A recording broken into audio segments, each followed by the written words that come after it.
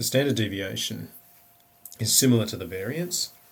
It's another tool used to interpret the spread of the data, or the spread of the distribution, and so it really is simply just the square root of the variance. So we've seen how to find the variance. Standard deviation is just the square root of that. Another thing to notice is that we can use SDX to represent the standard deviation, just like VARX for the variance. Sigma, the Greek letter, okay, is used to represent the standard deviation. Sigma squared, therefore, to represent the variance. Okay, so you can use either or. The standard deviation is more useful because it uses the same units as the original variable. The variance, you'll notice, go back to the formula, is the differences of the random variable from the mean, and it's squared. So the standard deviation takes the square root of that, bringing the value back into the same units as the original variable. Anyway, let's look at this example here. So in order to encourage carpooling in this example, a new toll is to be introduced on the Eastgate Bridge. No passengers in a car, you've got a toll of $2. Cars with one passenger, $1.50. Two passengers, $1. Three or more passengers, no toll. Long-term stats show that the number of passengers X follows the probability distribution that we can see here. We want to construct a separate probability distribution of the toll paid. So what we'll do is say, let a different variable, y, say, represent the toll paid, as opposed to x representing the number of passengers. So then the distribution would be the probability that y equals y, and the toll paid would be $2 for 0 passengers, so that's probability of 0.4. The next is $1.50 and a probability of 0.35, and then we've got a toll of $1 with a probability of 0.2, and then $0 for a probability of 0.05. So that's our probability distribution for the toll paid. Part B, find the mean toll paid per car. So basically we're looking at E of y, y representing the toll paid. Okay, so basically work through the expected value for this distribution.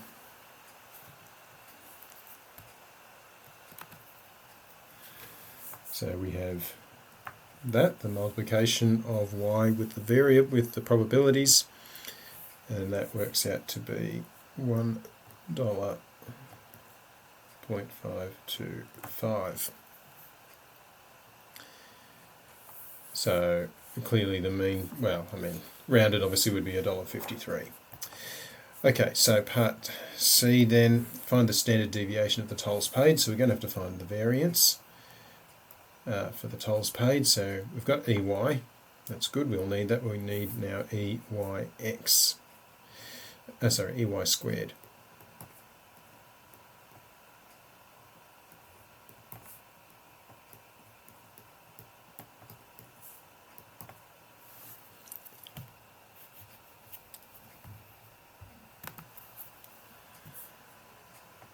And that equals 2.4 0.5875. And so our variance for tolls paid will be EY squared minus EY all squared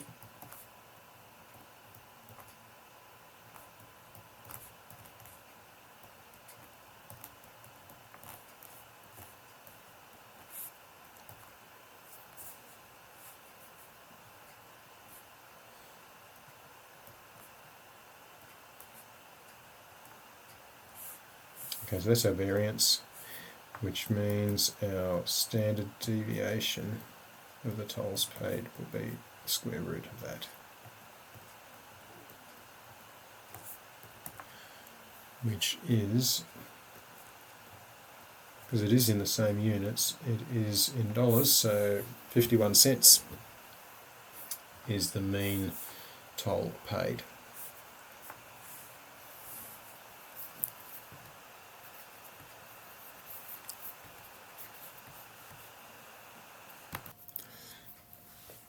Alright, so just the last thing then on this first section, really, within probability discrete random variables, is just getting a bit more of an idea on this standard deviation, because it'll help us later on with the normal distribution and statistical inference. It's just basically an introduction to this idea. Okay, so what we want to do is just look at how the standard deviation relates to the probability distribution. So what we've got here is a table here. Now the numbers are somewhat rigged to get the point, but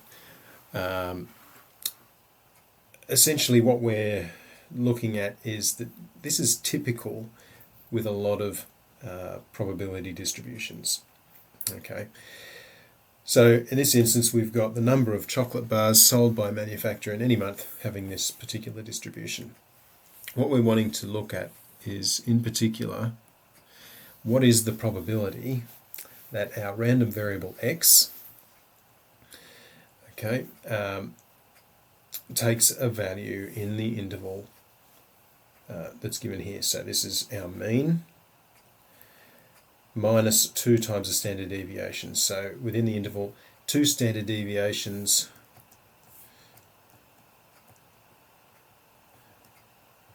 below the mean, and this one here is 2 standard deviations above the mean.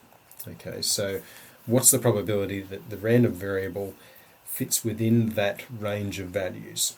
2 standard deviations below and 2 standard deviations above the mean. By looking at the table that we've got here, we could work out the mean, or the expected value, to be 225. The variance would be 4,375, and take the square root of that to give us the standard deviation of 66.14. Now, if we calculate the mean minus 2 standard deviations, that'll give us this value of 92.72. If we add 2 standard deviations to the mean, that's 357, around about. Now, if we look at this range of values relating to the table we have, so the 92.72, that, as far as the table is concerned, essentially is 100. Okay, so we're basically taking it to the nearest value that's on there. Doesn't exactly work out perfectly neatly from what we've got here. No, that's okay. So hang on, if we have a look at what we've got, what's the probability that x is between these two values? So between 92.72 and 357, if we look at the table, then that's essentially saying between 100 and 300. So 357 being sort of the maximum end, so we need to go to the nearest one below that, which is the 300. and x is greater than or equal to 92.72, so the nearest to that is 100. And so when we look at the probability of being between those values, it's 0.95. And like I said, these numbers are somewhat rigged in this particular instance to prove a point. However, this is the case in a lot of probability distributions, and we'll see it again with a normal distribution, that 2 standard deviations below and above the mean within that range of values is contained approximately 95% of the distribution. And so that's just something we're really introducing here to be aware of. Okay, so, and just looking at a particular example in this instance, here we've got a manufacturer knowing that the mean number of faulty light bulbs in a batch of 10,000 is 12 with a standard deviation of 3. Okay, so our mean is 12 and our standard deviation is 3. He wishes to claim to his clients that 95% of batches will contain between 2 particular values, just labelled C1 and C2. What are those values? That's what we're wanting to try and find. So essentially what we're finding is, what must this be? Well, according to this rule, we need to subtract C1 will be our mean minus 2 lots of the standard deviation, which would be 12 minus 2 times 3, which is 6. Okay, so that's going to be 6. And C2 would be our mean plus 2 standard deviations. So that's going to be 12 plus 2 times 3, which is 18. So from that we can say that I guess for C1 to be less than or equal to 12, which is less than or equal to C2, to be equal to 95%, then C1 must equal 6 and C2 must equal 18. Okay, so we're just using this rule here of the mean minus 2 standard deviations and the mean plus 2 standard deviations. We'll see, like I said, we'll see more of that in the normal distribution when we get to that. Okay, so all that we've covered so far, that is in this first part of the unit on discrete random variables. Okay, so just work on the relevant exercises as outlined in your notes. Thanks for watching and listening.